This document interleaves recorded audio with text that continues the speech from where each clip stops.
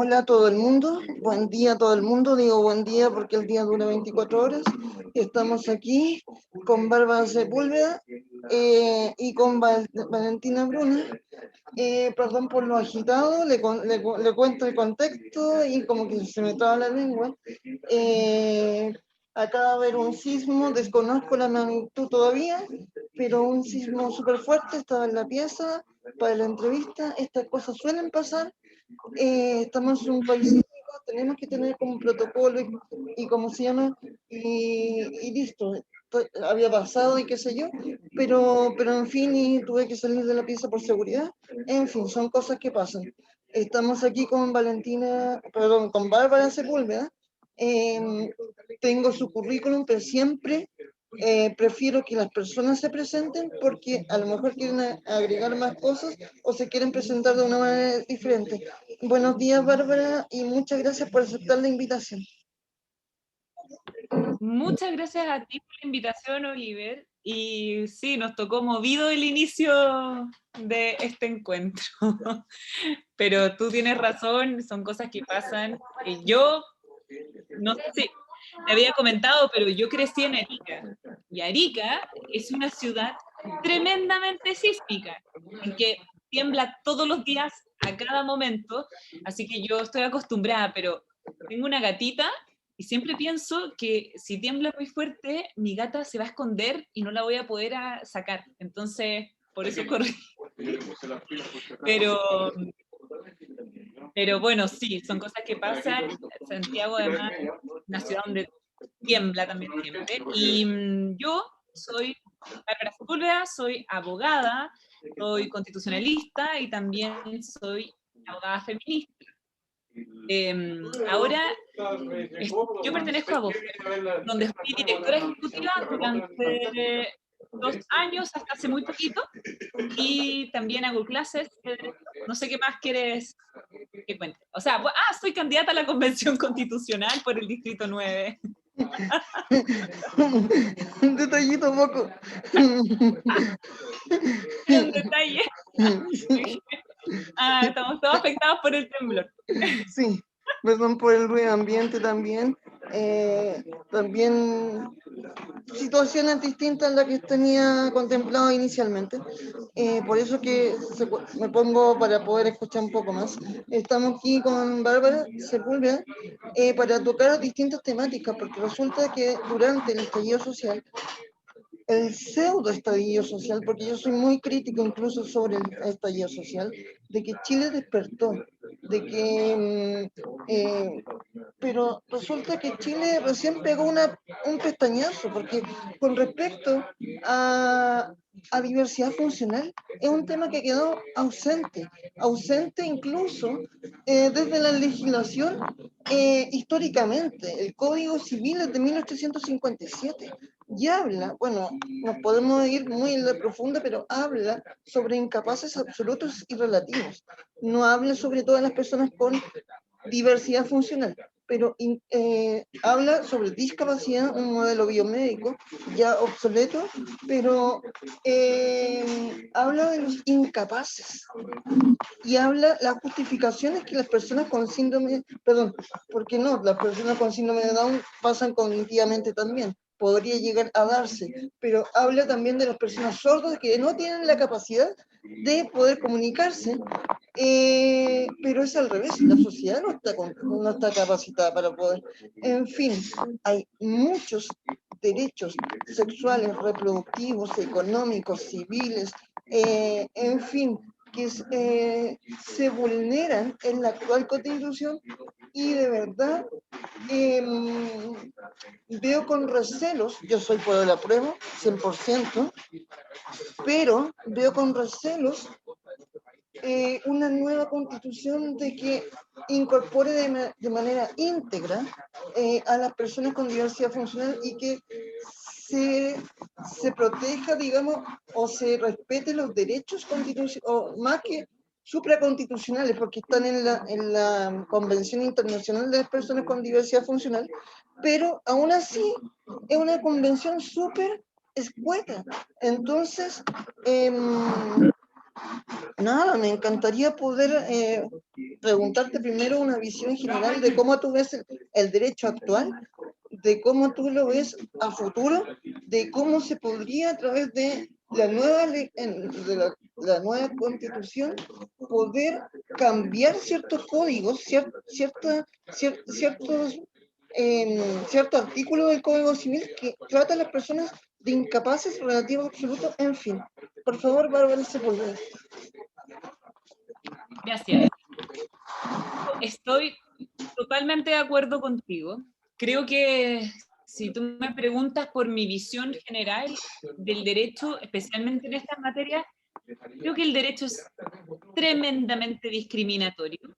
Cuando tú mencionas estos ejemplos del Código Civil, a mí, inevitablemente, por la especialidad que yo tengo en género, inmediatamente comienzo a pensar en todo lo que ha costado para las mujeres de ser consideradas como sujetos de derechos en igualdad de condiciones y todavía no lo logramos.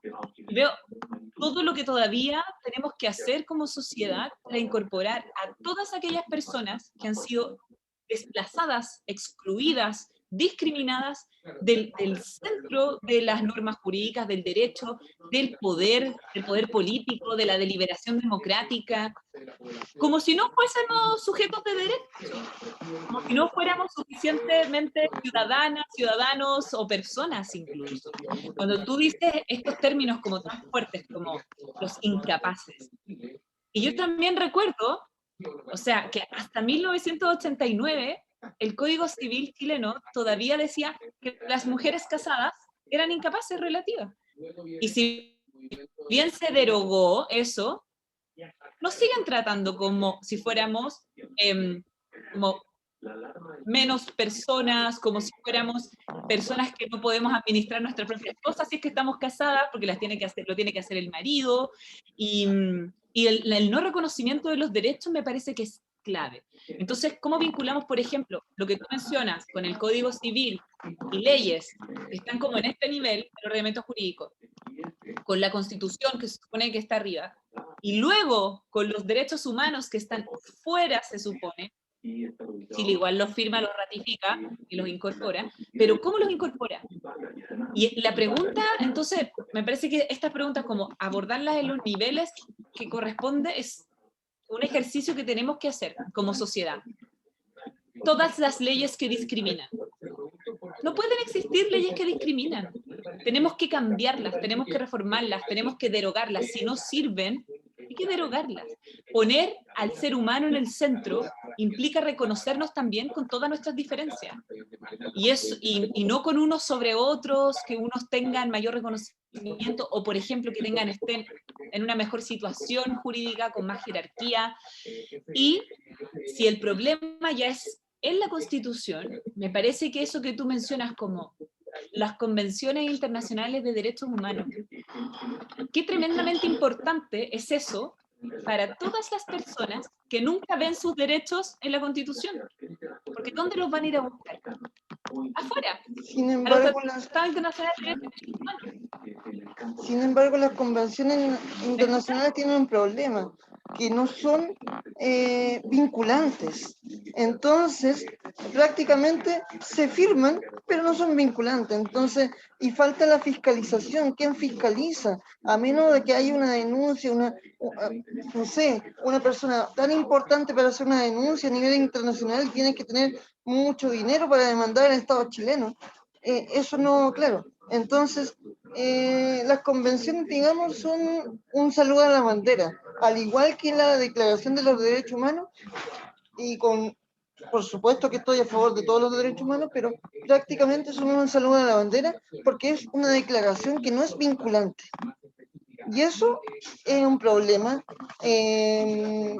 para poder de verdad tocar el tema seriedad. Y sí, bueno, yo soy muy crítico, hablo por mí, por el diario UNAS y por Oliver Rolano. Este gobierno lo ha hecho muy mal.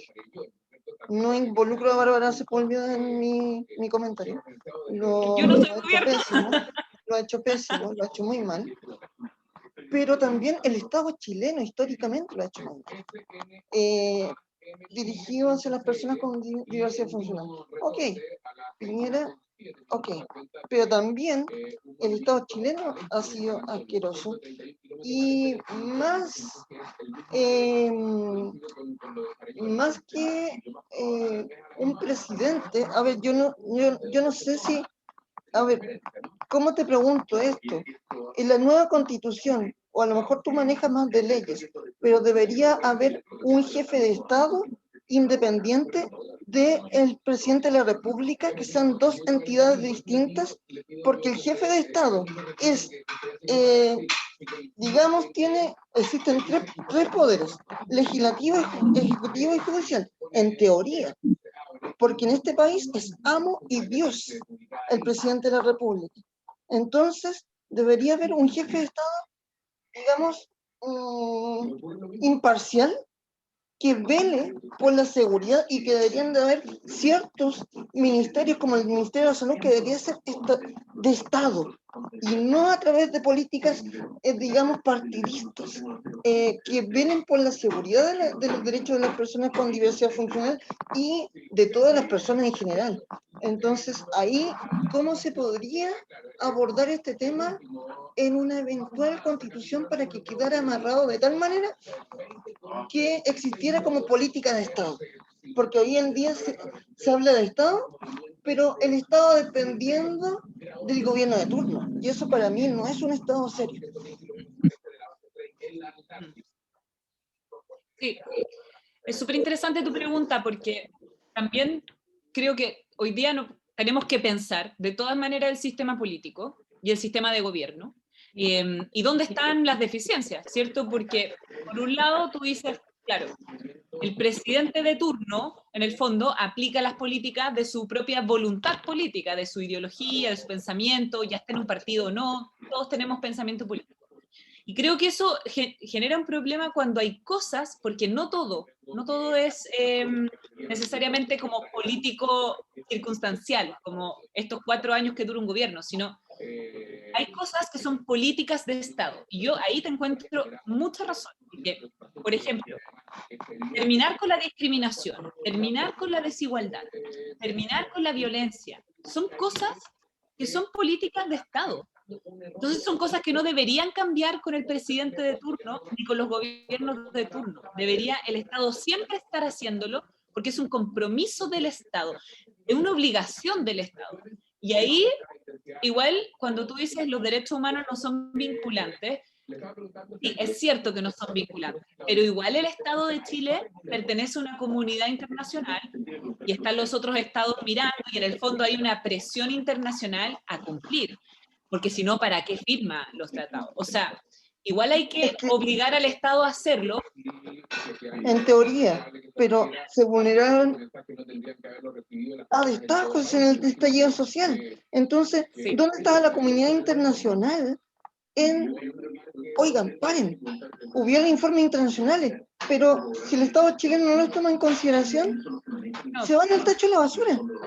es verdad, pero eso tiene que ver con otro problema, creo yo. Y tiene que ver con, por ejemplo, algo para hacer en la Constitución, que nuestra institucionalidad es muy débil, porque piensa que nosotros no teníamos, y de hecho todavía no tenemos, ningún ente estatal realmente externo a una política, a una voluntad política determinada como de gobierno. Por ejemplo, una Defensoría del Pueblo o el Ombudsperson.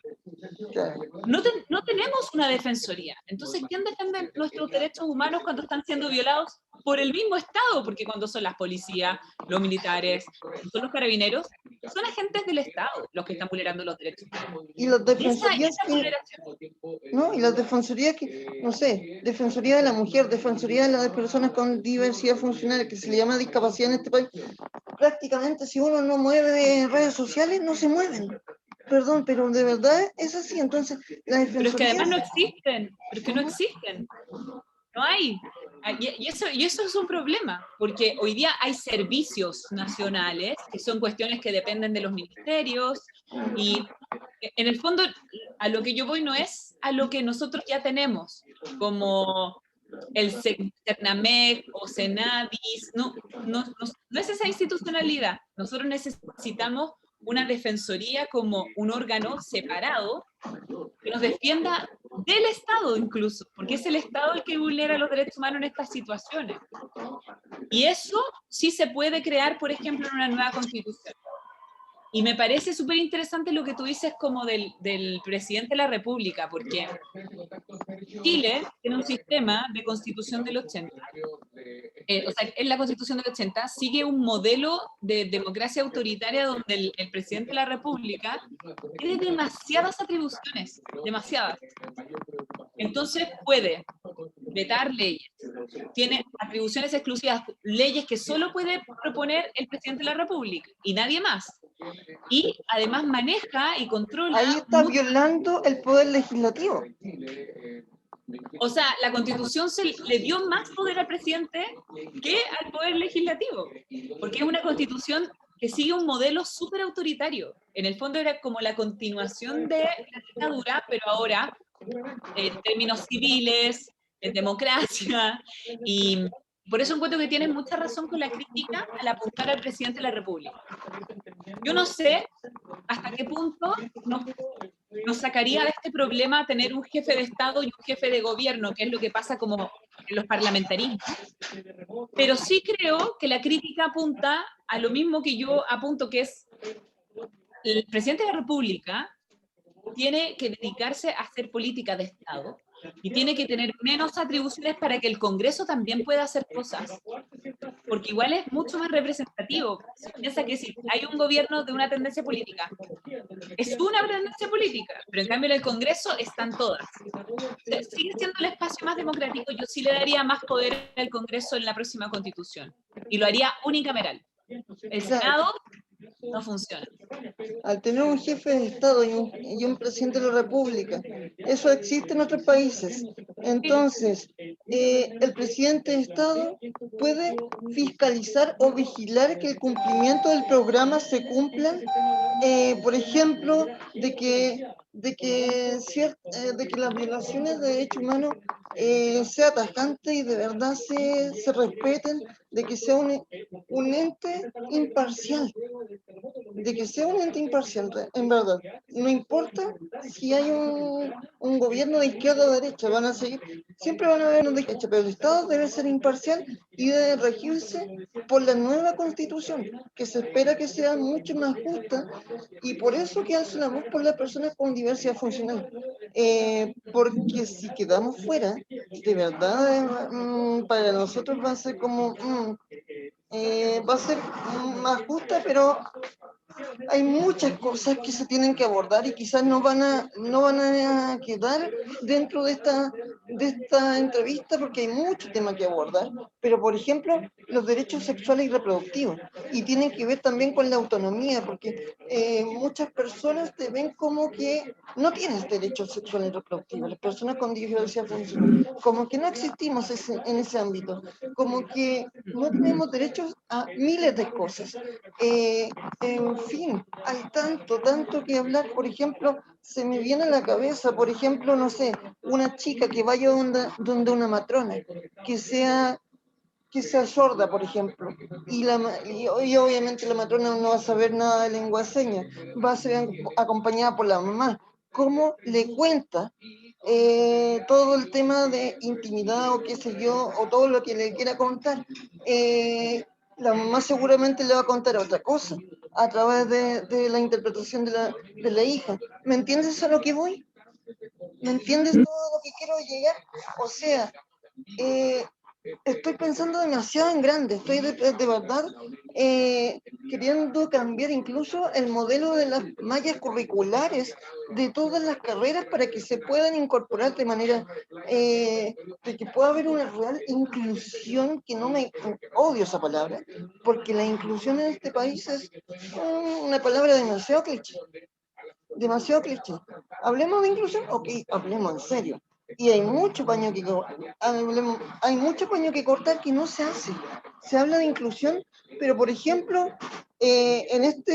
para esta entrevista, a mí me costó encontrar, por ejemplo, dice que nos falta 10 minutos.